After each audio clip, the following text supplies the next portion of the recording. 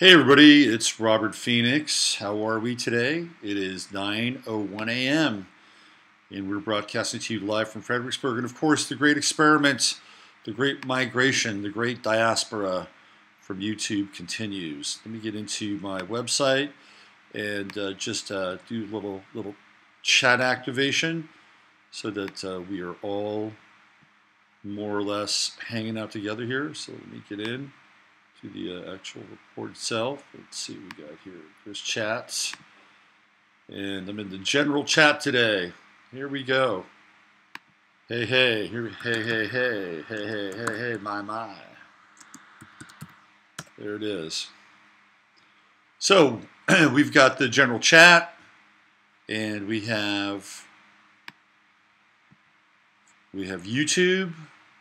We have 15 minutes of flame. We are cooking with gas, and the reason why I'm simulcasting is so, again, you know that you could come over to the 15 minutes of flame website and see this pretty much live. There's a bit of a latency piece here, but pretty much see it live.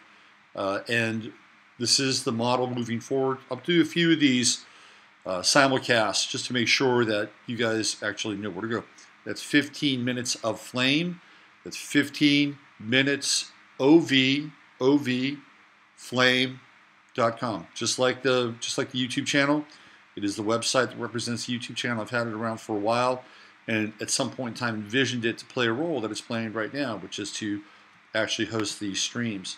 So let me just do once more and tap into the live stream here on YouTube. There we go. Make sure that hey, what's going on, everybody? Happening in that. I was just about to watch your 3.5, not on TY. Okay, so again, you can come on over 15minutesoflame.com. That's where the live action is at. 15 minutes of flame right there.com. And hopefully we'll continue to grow this and grow the experience. Let's see, what do we have here? This has my wrong name. Happy New Moon. There's Maury. What's going on? Morning, Maury. Olaf from me. Finca Feliz is not. Catherine. Okay.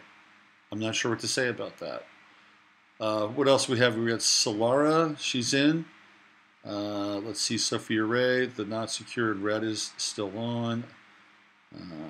Yeah, it's you know, most websites are not secure. It's just the way it is. If you want to pay for a secure website, maybe I'll do that just to make sure that you guys feel nice and safe and connected in this experience. Oh, let's see, what else do we have here? Just quickly looking through Facebook, since I posted this live on Facebook, and that may not come up right now. It's okay. That's all right. So let's get into the topic of the day. Welcome to the show. I'm Robert Phoenix. You are you. And before I jump in today, I just want to pass along like a little story here, and it has to do with the chat and the people that are the chat. What we're doing here. There's a member of the chat, Ani. And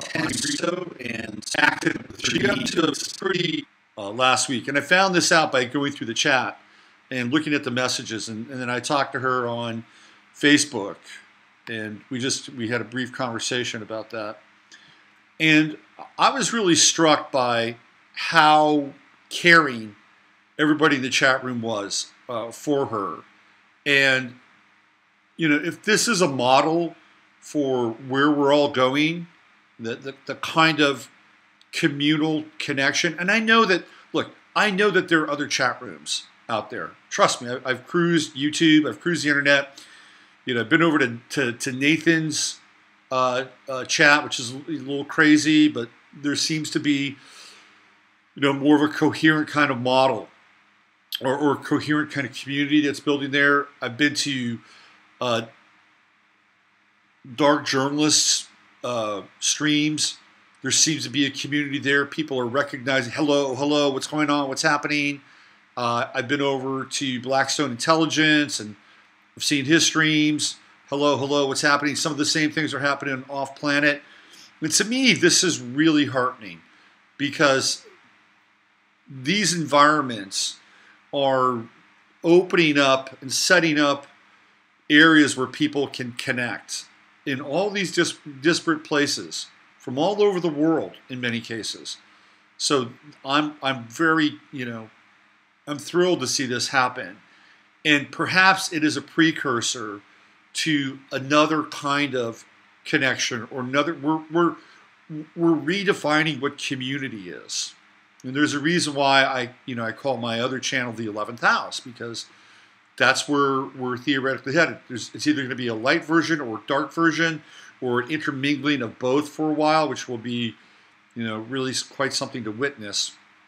But I just wanted to say thank you to you guys who show up and create a sense of, for lack of a better term, family in that little digital space. It's a very cool thing. It's very inspiring, and it helps me continue to move forward and keep this thing together.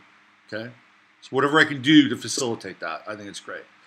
All right, let's get into some of the news or topics of the day. So one of the things I wanted to talk about was what's happening with humans and AI. And I talked about this from the retail perspective vis-a-vis Walmart. And Walmart has always been at the cutting edge of, and you think of Walmart as being kind of a bumpkin store. It's a bumpkin store, and it's a bumpkin store that's populated by bumpkin people in bumpkin locations, right? This is what the general identity of Walmart has been cast as.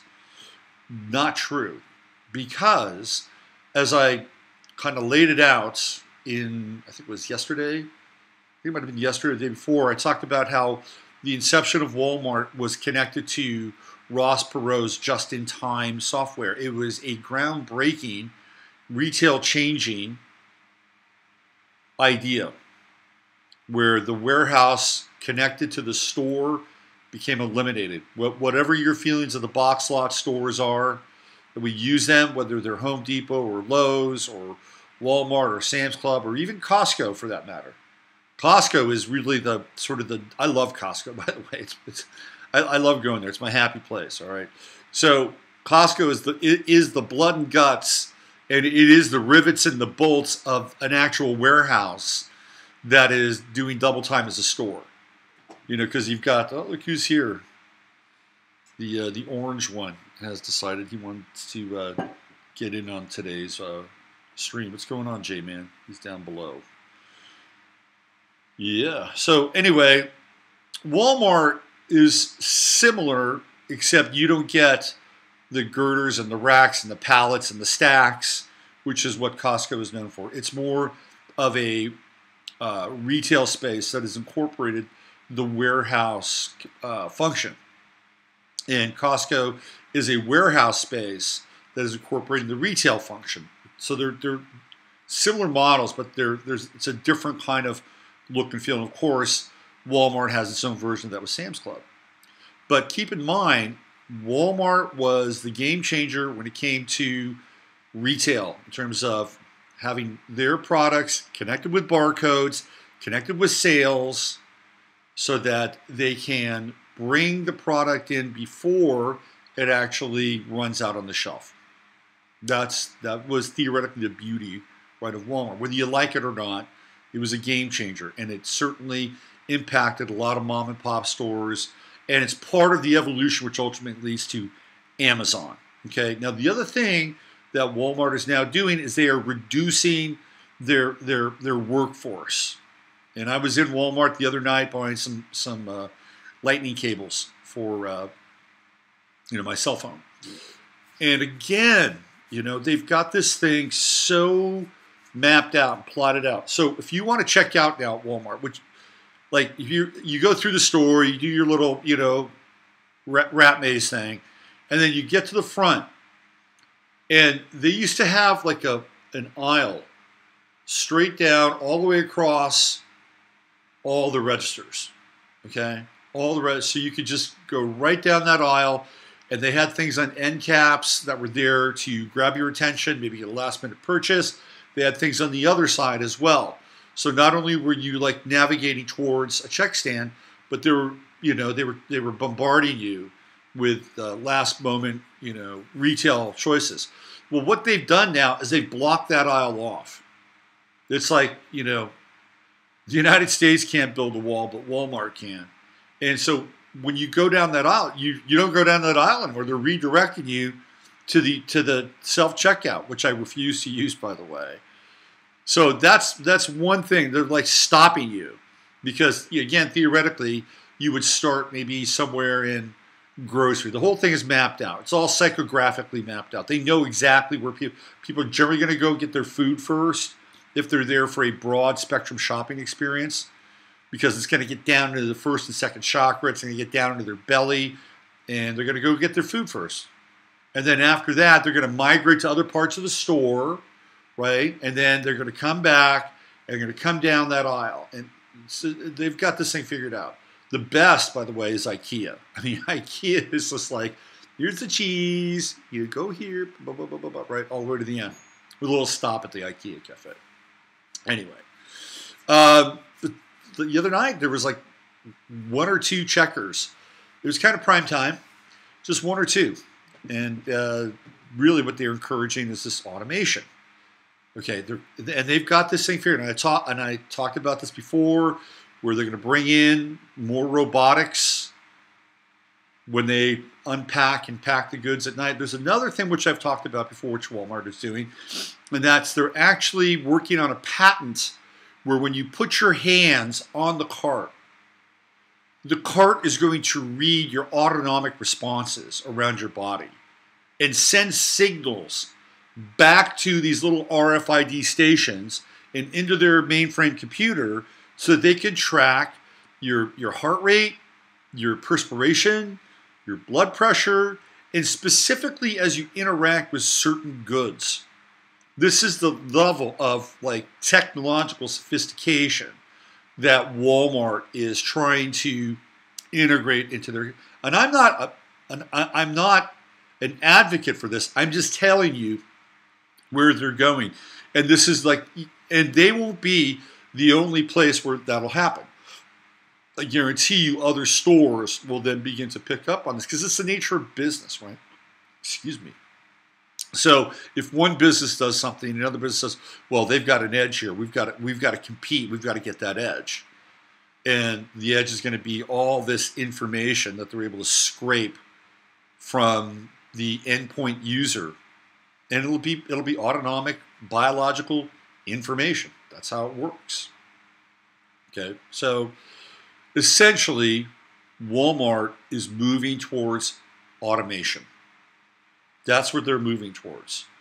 They have their own kind of, because they have to compete with Amazon, which is really very automated in a lot of ways. You go to the website, you know the story, you buy something, it goes to one of their warehouses, which is primarily automated. They've got some workers, primarily automated, and then eventually the stuff shows up at your front door, right?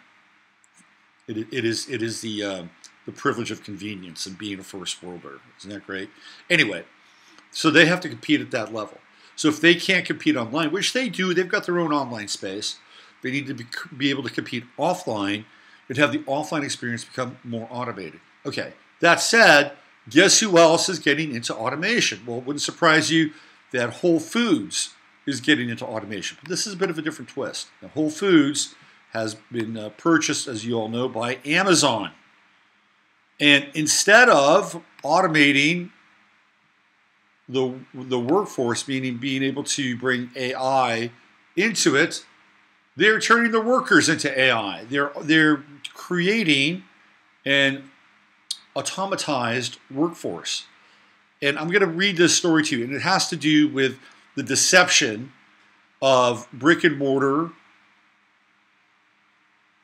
wages and work in the 21st century. I'm going to read this. It's from The Guardian. And it starts off with Whole Foods cuts workers' hours after Amazon introduces minimum wage. So an email shared with The Guardian by a Whole Foods employee cites the shift cuts as a direct result of guidance from our regional team. So they have Whole Foods in London. I've been to the Whole Foods in London.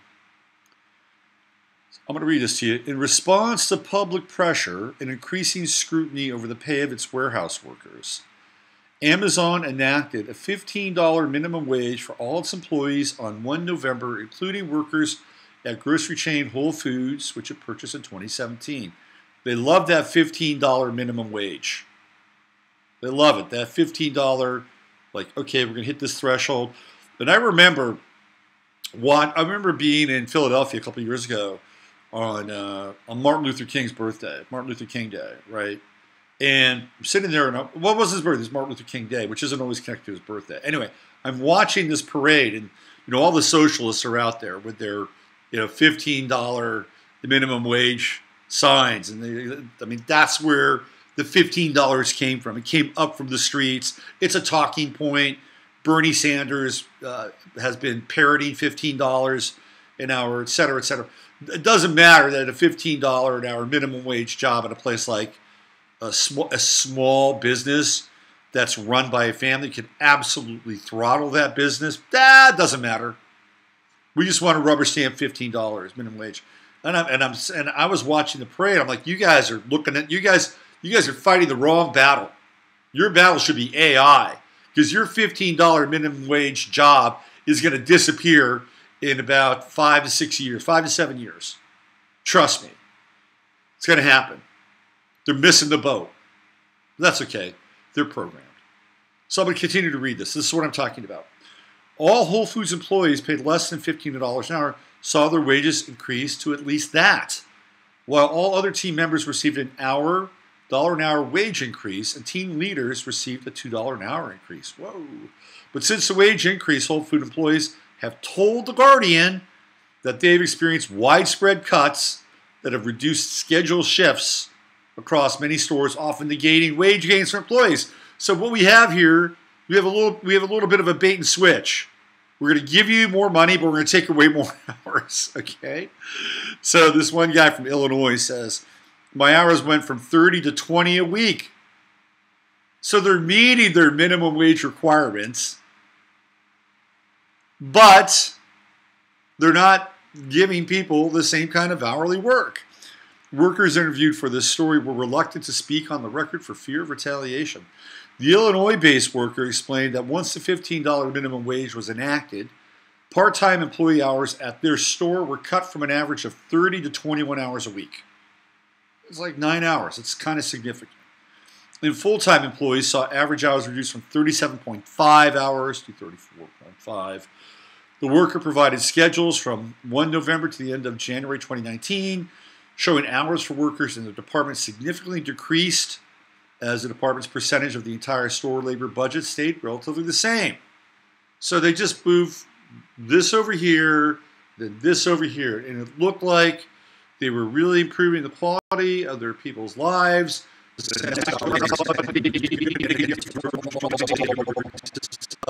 So here's where it gets, it's not interesting, but we can see what's at work here. We just have to work faster to meet the same goals and less time humans are turning the workers into robots, right? So we have AI becoming more human and humans becoming more like AI. I'm going to continue to read this. An internal email shared by the employee from their department manager cited the across-the-board shift cuts as the direct result of guidance from our regional team. In Maryland, another Whole Foods worker said their regional management is forcing stores to cut full-time employee schedules by 4 hours to 36 hours a week. This hours cut makes that raise pointless, as people are losing more than they gained, and we rely on working full shifts, the worker said. Another Whole Foods employee in Oregon noted, at my store, all full-time team members are 36 to 38 hours per week now. So what workers do if they want a full 40 hours a week is take a little bit off their paid time each week to fill their 4 hours to 40, doing the same thing myself. The labor budget and schedule cuts at Whole Foods in the wake of the minimum wage increase appear to be similar to changes Amazon made after it raised the pay of warehouse workers to a minimum wage of $15 an hour. The move was widely praised, but Amazon also cut stock vesting plans and bonuses that have provided extra pay to some workers. So we're going to give you something over here, we're going to take away something over here. It's all going to balance out. So it's all show. It's a dog and pony show. The $15 an hour wage dog and pony show. Some Whole Foods workers say the cuts have led to understaffing issues. Things that have made it more noticeable are the long lines, the need to call for cashier and bagging assistance, and customers not being able to help in certain departments because not enough are scheduled. And we are a big store, said one worker in California. Just about every person on our team has complained about their hours being cut. Some have had to look for other jobs as they can't make ends meet, they added. In September 2018, several Whole Foods workers organized the group Whole Worker with the goals of forming a union and providing workers a resource to organize since Amazon took over. Whole Foods began training management to fight back against union organization. Shortly after the group went public with a mass email to Whole Foods employees throughout the United States. There are many team members working at Whole Foods today whose total compensation is actually less than it was before the wage increase due to labor reductions, said a Whole Worker spokesperson in an email to The Guardian. Whole Foods did not respond to requests for comment on the story, and neither did Amazon. That does not surprise me because it's just not the way the world works. So what we're seeing is the automation of the human and the humanization of the robot. This is what's happening. And your workers from a very early, if you go back to the early part of the 20th century, there's a really important film called Metropolis, and it's Fritz Lang. It's a Fritz Lang movie. And part of the theme of Metropolis was that there was a society that was above ground and a society that was below ground. And the society that was above the ground was a society of elites that lived in a city that was a technological marvel, that had all the bells and whistles and all the fancy devices that that city needed in order to have a very enlightened existence. But what they didn't know was what was taking place below the city, and the human hours and the drudgery and the almost slave-like existence of what was needed to make that perfect society function. And as a result of that, the portrayal of the workers in Metropolis, they were almost an early version of robotics. It's a very interesting movie. If you've never seen Metropolis, I think it's one of the most important movies in some ways in the history of cinema. And I think gives you some insight not only into society and so-called culture in general, but where all this is headed. Because we're at a point in time where technologies are so disruptive, so incredibly disruptive, that we're not going to be able to really keep up with the changes in a lot of ways. And I think they're doing everything, they being the people who are basically running the socio-technological economic model on the planet. They're doing everything in their power to throttle the disruptive technologies so that they can retain a level of hegemony for a period of time until at some point they're going to flip the switch and those disruptive technologies are going to just go nuts. And our lives are going to be changed irrevocably. And that's going to be everything from biometrics, biometric scanning, AI, you know the drill. And ultimately, it will lead to what they want, which is a cashless society. Let me check in with you guys in the chat, see what's going on here. We've got Solara, we've got Maury, and who else? Sophia, and Imperfectionist. Okay, we got a few people in chat. Maury's typing. It's active. It's pretty active over on 15 Minutes of Flame. And here we got Sticky Marks, Ani. We got a whole other group over here on YouTube also hanging out, which is cool, right? It's totally cool. Yep. Let's see. Makadow said, "Oh my God, had to go to a Walmart last night. It's like a prison." It is not really the most highly vibrating environment. Let's put it that way. Okay, let's put it that way. Here's another story that crossed my screen.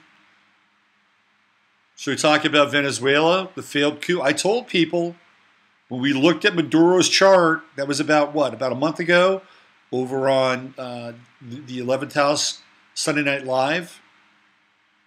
I looked at his chart. This guy's a tough guy. And Latin America loves their tough guy leaders. They like the big, strong, macho leader.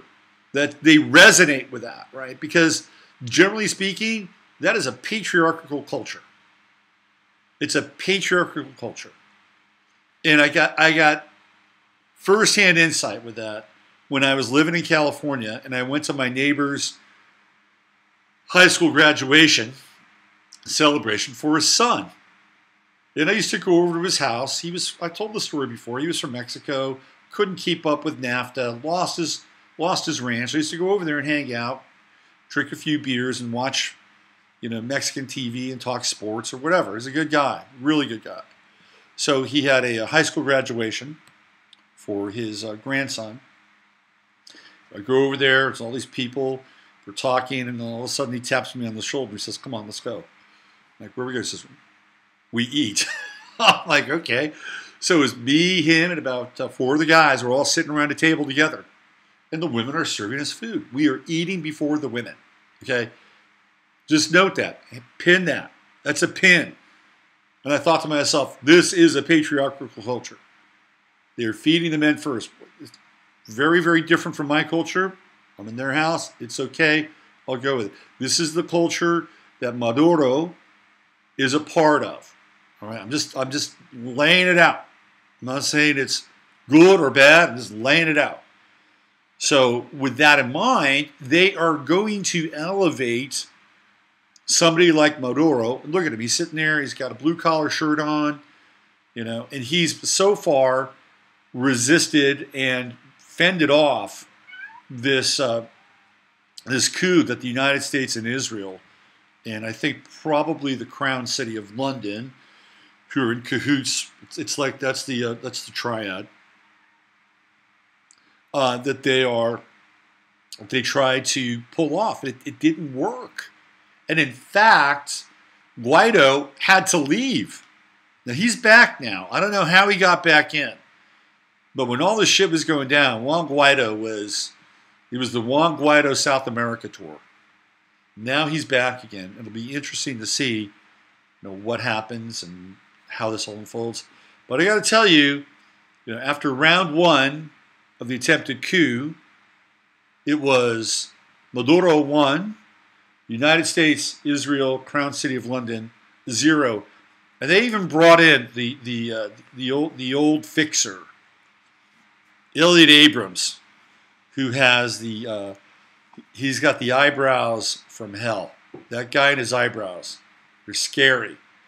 Even Elliot Abrams couldn't muster up enough of a covert plan. I'm just going to read this to you. Organizers of Venezuelan turmoil failed to predict Maduro's resistance. Madrid. This is from Madrid, Sputnik. The organizers of riots in Venezuela failed to estimate the consequences of the situation, and they did not expect that President Nicolas Maduro would be able to show resistance, Spanish Foreign Minister Josep Borrell said. Perhaps when this process began, someone behind it did not think that Maduro, I like saying Maduro, sounds like I know Spanish, would be able to show resistance, Borrell told Sexta broadcaster. The statement comes after protests and violent clashes between the Venezuelan security officers and protesters that erupted in late February along the Venezuelan borders after the Venezuelan opposition tried to forcefully bring in the so-called humanitarian aid from a hub in Brazil and in Colombia in defiance of Caracas' ban on accepting U.S.-sponsored aid. Mass anti-government protests initially erupted in Venezuela in late January after Maduro had taken the oath of office following his victory in last year's presidential election, which had been boycotted by a part of the country's opposition. On 5 January, lawmaker Juan Guaido was elected the head of the opposition-controlled National Assembly, which all other government branches have been refusing to recognize since 2016. On 23 January, 2 days after Venezuela's Supreme Court annulled his election, Guaido declared himself the country's interim president. Maduro qualified Guaido's move as an attempt to stage a coup orchestrated by Washington. We know that that's happening. The United States immediately recognized Guaido, after which some 50 other countries followed the suit. Russia, China, Cuba, Bolivia, and a number of other states have in the meantime voiced their support for the legitimate government of Maduro. Mexico and Uruguay have refused to recognize Guaido, declaring themselves neutral and promoting crisis settlement via dialogue. Spain was among the countries that recognized U.S.-backed opposition Guaido as interim president of Venezuela, prompting an angry response from democratically elected President Maduro. So this is very interesting, only because the United States is usually pretty good at orchestrating coups, I have to say.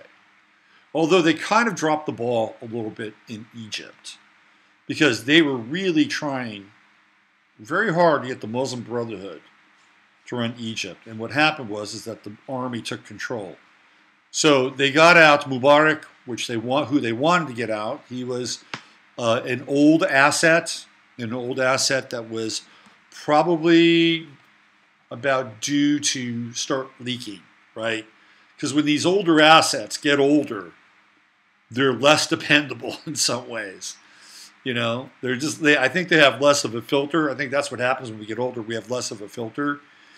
And I'm sure that they had intelligence somewhere on Mubarak, which said it's time to move now.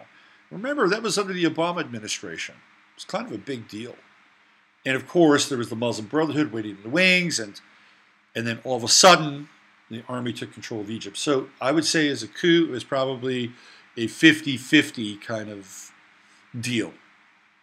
They got a Mubarak, but they didn't get their people in.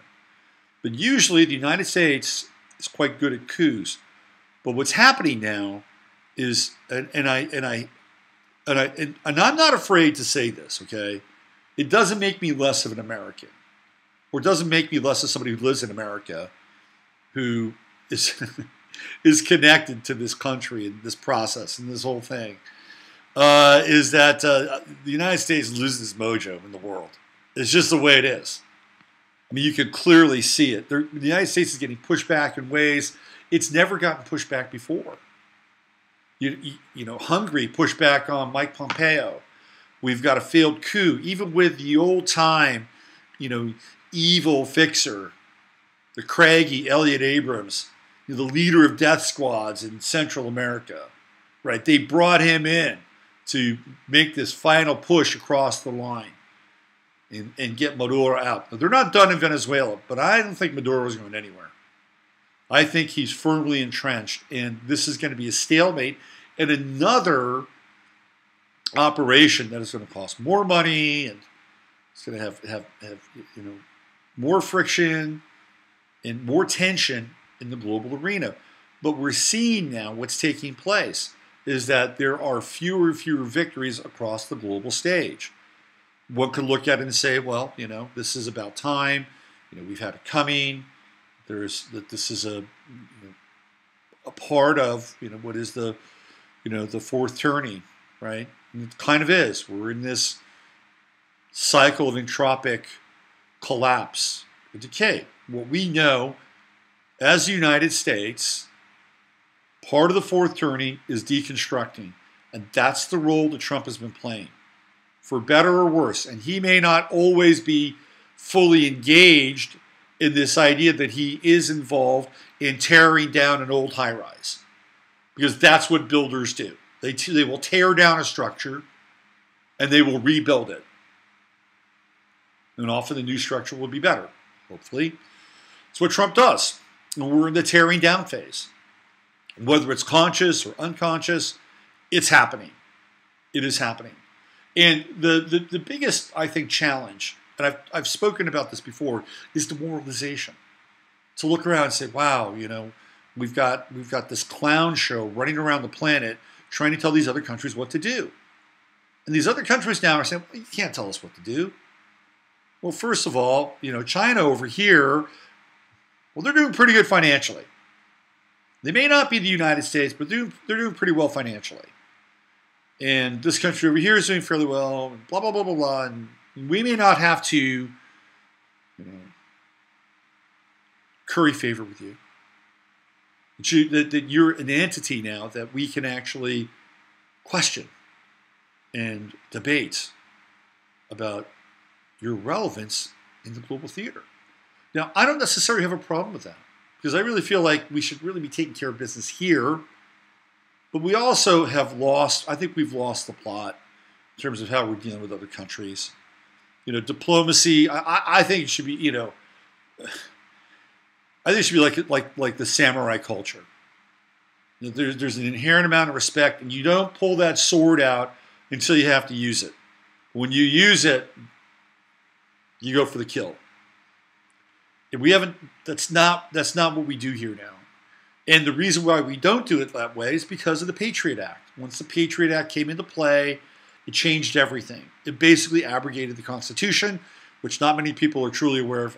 That's what's taking place. So this whole preemptive strike stuff and all, you know, being able to kind of declare war without declaring war, setting up the surveillance state, all those things that were inherent in the Patriot Act have actually made us weaker and not stronger. Because what it's done is it's tarnished. It has completely tarnished our reputation and our credibility in all these other places around the planet. And for better or worse. But don't be demoralized. It's all part of a process. And as we see,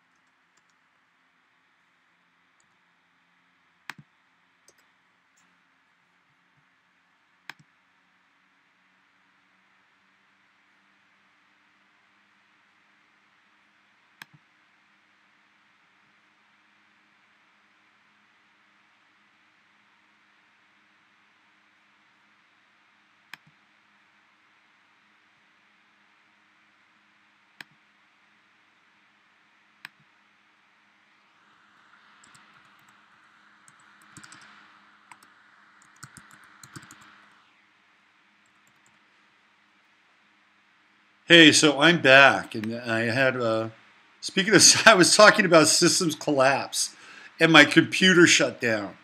How is that for Mercury retrograde? I was talking about systems collapse, and boom, my computer just went dark. So I had to reboot everything, and luckily, I can still tap into the stream, it looks like. Let me go back over to YouTube and just tell people that we're still on track here. That's an important little piece of information that is, I think, pertinent to what just happened. That was crazy. That was totally crazy. Let me just make sure I'm streaming live again here. I think I am. Yeah, so I was talking about systems collapse, and then it just went dark. Anyway, where I was going with this, and it was kind of a pertinent piece, right, is that if we're dealing with sort of this model that one thing is shutting down, then on the opposite end of that spectrum, something else is opening up. It happens. One door closes, another opens. It's part of what the universe does best. A star dies, a star is born. Okay? So if we're looking at this kind of macro decomposition or entropic decay of what's taking place in the international circle, then what's open to us? Well, what's open to us is what's taking place around us. That's where the action is, and I think that's where, if we have any skin in the game, and I know a lot of people do, I know a lot of people have skin in the game. They're waking up, they're seeing what's going on. So you've got to look around you. This is where the front lines are. Astrologically, the South Node is in Capricorn, and we're seeing the overreach right now of both corporations and to some extent even the government in terms of what's taking place and the types of laws or the types of regulations or restrictions that are enacted. Now, yesterday I talked about the relationship between Amazon and Amazon Prime and the anti-vaccine videos and Etsy. That's a South Node Capricorn kind of dynamic. Okay? We're in the phase of the True Node in Cancer and will be for about another year, and that's where the action is. That's where the intention is. And it's about, for all intents and purposes, becoming some degree of self-sufficient. In some degree of being able to connect with others in a model where there's a self-sufficient resonance. Because as one world begins to some degree implode, another one can be born at the same time. And that's what's taking place. And there are a lot of things that are pushing that agenda. And there are a lot of things that are pushing that kind of transference and awakening. One of the stories I wanted to read was how the Girl Scouts, their Girl Scout of the Year, basically led a march in an organizational effort to support abortion. And I'm like, what the hell's going on here?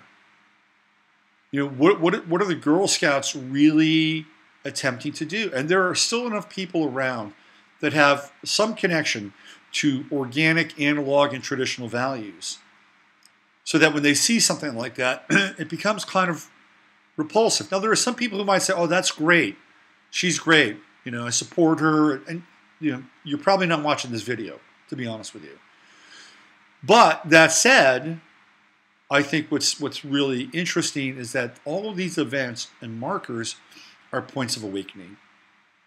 And that's what's taking place. When we see what's going on in the world, when we see this obvious inversion, then how could you not have your eyes opened? And what you do with it after that point is clearly on you. Let me just check back in with some of the chats here, because I did go away for a minute. Reload took a minute.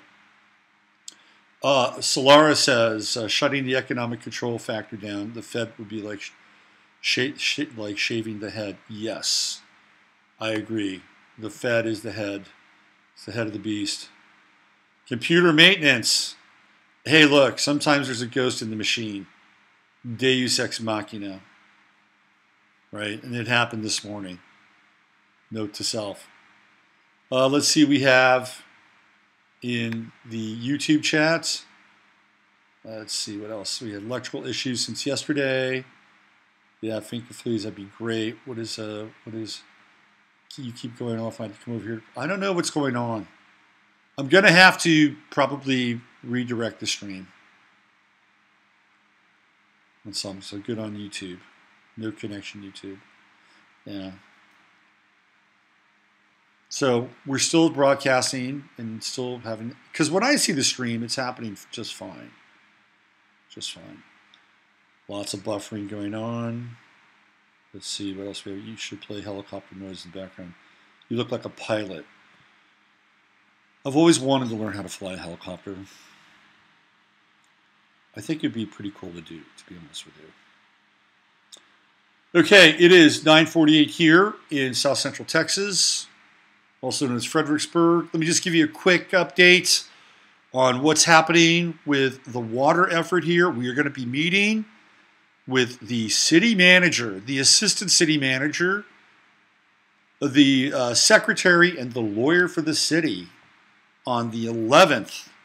So that's 5 days from now. That's next Tuesday, 3/11, the anniversary of Fukushima. We're going to be meeting with these people, and I'm going to let you know how that goes.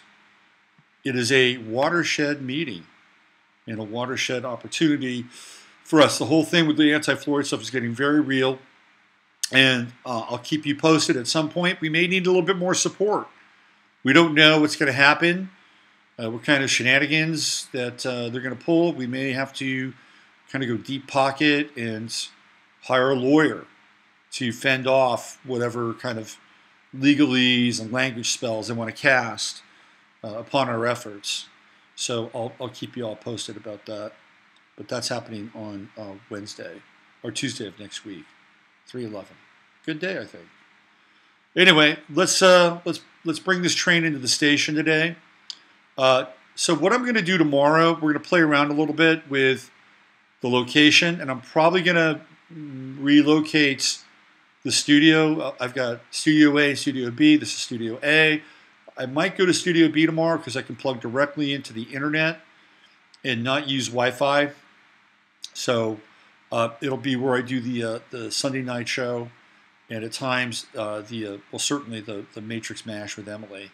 You don't have to worry about it. You can just show up. I'll be the one going into a different place. All right, so let's bring this 15 minutes of flame to a close. I'm Robert Phoenix. Use your head to discern what's real, your heart to discern what's possible. Big love to all of you. Stay cool, stay connected, stay focused, stay clear, stay coherent, and we'll all get through this time. And we'll be better off for it somewhere down the road. We are in the creation of something very new. It is the nascent development of a brand new culture. We're redefining it, we're reformulating it, and we're growing in numbers, and it is an exciting time to be alive. Just remember that. It's an exciting time to be alive.